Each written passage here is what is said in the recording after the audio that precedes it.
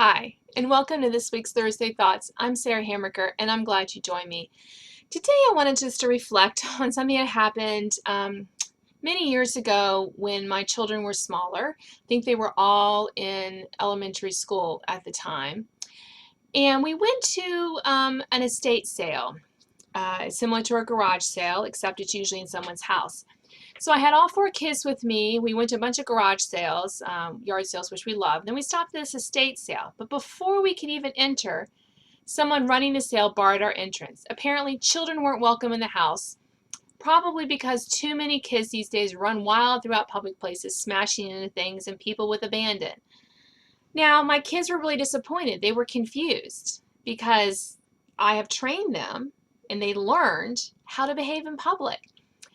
But I could tell the man that till the cows came home, and he wouldn't have believed me, because I'm sure all parents say, oh, my kids are well behaved, when they really aren't. And sometimes our kids do things that they're not supposed to do. And haven't we all seen children running around like holy terrors in restaurants and in department stores, and their parents seemingly oblivious to their destruction and to whatever they're doing because they're looking at their phones or they're just not paying attention?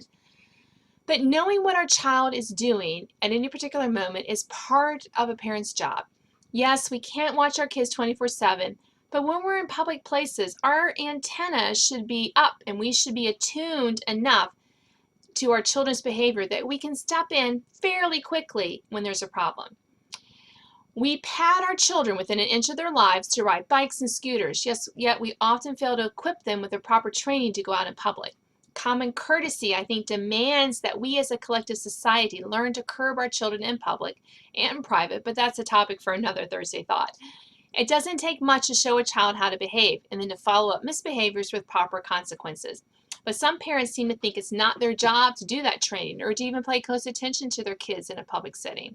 Sure, it does take a village to raise a child, but that doesn't mean a parent abdicates her responsibility to do most of the hard work herself.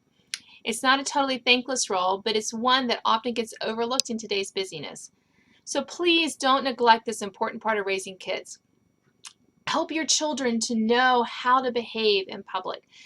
And watch my meltdowns, and we're not talking ice cream, Thursday Thought from last week, if you want some tips on how to train your child to how to go out in public. Those of us who share the world with you offer our heartfelt thanks and appreciation for a job well done.